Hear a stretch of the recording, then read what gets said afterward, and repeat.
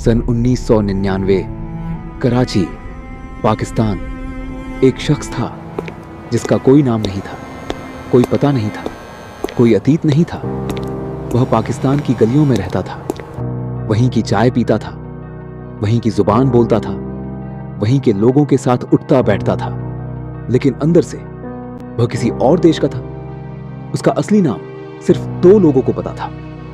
एक वह खुद, दूसरा भारत का सबसे खतरनाक खुफिया दफ्तर रॉ।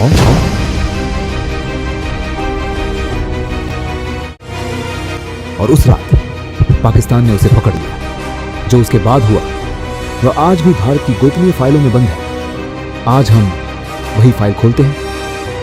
पहले यह समझो, raw research and analysis wing Bharat की बाहरी खुफिया एजेंसी सन 1968 में बनी, सिर्फ एक मकसद के लिए, वह जानना जो दुश्मन नहीं चाहता कि आप जानो। CIA अमेरिका के लिए, मोसाद इजराइल के लिए, MI6 ब्रिटेन के लिए और रॉ भारत के लिए। लेकिन रॉ में एक चीज अलग है। यहां के एजेंट कभी सार्वजनिक रूप से पहचाने नहीं जाते। कोई पद नहीं, कोई वर्दी नहीं, कोई चेहरा नहीं।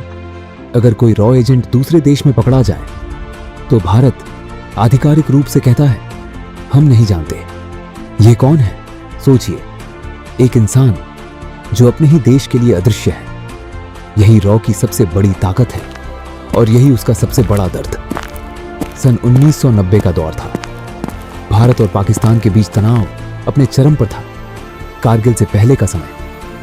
ISI अपनी चालें चल रही थी और रॉ को अंदर की खबर चाहिए थी। एक एजेंट चुना गया। उसका असली नाम आज भी गोपनीय है। हम उसे यहां एजेंट विक्रम कहते हैं। विक्रम को प्रशिक्षण दिया गया, एक नई जिंदगी दी गई। एक पाकिस्तानी नाम, एक पाकिस्तानी कहानी, एक पाकिस्तानी लहजा। महीनों तक उसने सिर्फ उर्दू में सोचा, सिर्फ पाकिस्तानी संस्कृति में जिया। फिर एक दिन वह पाकिस्तान में दाखिल हो गया, बिल्कुल अकेला, बिना किसी बैकअप के, बिना किसी इमरजेंसी। अगर कुछ हो जाए तो भारत के पास सिर्फ एक जवाब होगा, हम नहीं जानते। यह कौन है? विक्रम यह जानता था और फिर भी वह गया। पाकिस्तान में विक्रम एक आम आदमी बन गया। कराची के एक मोहल्ले में वह रहने लगा। एक छोटी सी दुकान चलाता था, लोगों से घुलता मिलता था, मस्जिद जाता था, चाय पीता था, हंसता था, रोता था। अंदर से वह हर चीज नोट कर रहा था। ISI की गतिविधियां, फौजी ठिकाने, सैन्य सप्लाई मार्ग, वह जानकारी जो भारत को किसी भी कीमत पर चाहिए थी। लेकिन सोचिए उस इंसान के बारे में। रात को जब सब सो जाते थे, वह किसी अंधेरी जगह बैठकर अपने असली घर के बारे में सोचता होगा। अपनी मां के हाथ का खाना, अपने दोस्त, अपना नाम, वह चीजें जो उसने छोड़ दी थी सिर्फ इस वजह से कि उसका देश सुरक्षित रहे। 7 साल गुजर गए और फिर एक दिन एक गलती हो गई। सिर्फ एक छोटी सी गलती, लेकिन खुफिया दुनिया में छोटी गलतियां भी माफ नहीं होती। सन 1999 कराची, रात के 13 बज रहे थे।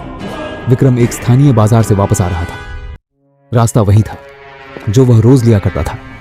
लेकिन उस रात 3 गाड़ियां थीं। ISI, उन्होंने उसे घेर लिया। कोई चिल्लाहट नहीं, कोई चेतावनी नहीं, सिर्फ एक पल और सब खत्म।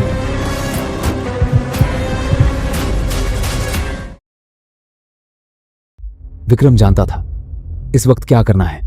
प्रशिक्षण ने कहा था, अपनी पहचान मत छोड़ना, कुछ मत बोलना, कुछ मत मानना। लेकिन ISI ने पहले ही वो फाइल निकाल ली थी जिसे विक्रम नहीं चाहता था कि वे देखें। एक छोटी सी चूक, एक संदेश जिसे बीच में पकड़ लिया गया था। 7 साल एक ही रात में ढह गए और अब भारत के पास कोई रास्ता नहीं था। आधिकारिक रूप से विक्रम का अस्तित्व ही नहीं था।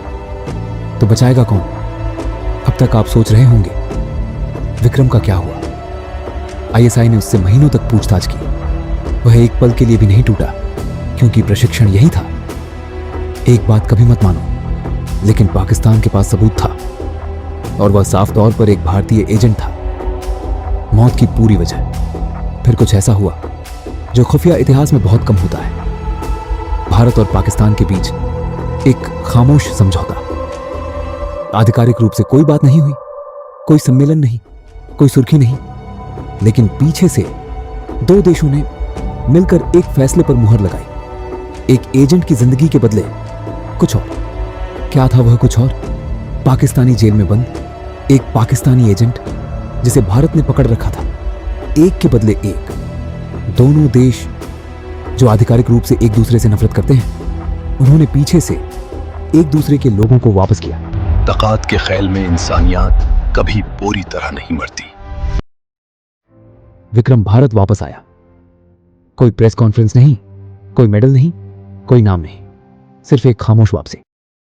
जो लोग ऐसे मिशनों पर जाते हैं वे वापस आकर भी पूरी तरह कभी नहीं लौटते। 7 साल की वह दूसरी जिंदगी कभी पूरी तरह नहीं जाती। आज विक्रम कहां है, क्या करता है, कोई नहीं जानता। यही रॉ का डिजाइन है। लेकिन सोचो एक पल, कई ऐसे लोग हैं जो इस वक्त भी कहीं घूम रहे हैं, किसी और देश में, किसी और नाम से, किसी और जुबान में बोलते हुए, अपना घर छोड़कर, अपना नाम छोड़कर, सिर्फ इसीलिए कि तुम और मैं चैन की नींद सो सके। उनका कोई चेहरा नहीं, कोई नाम नहीं, कोई पुरस्कार नहीं, सिर्फ एक खामोश जिम्मेदारी।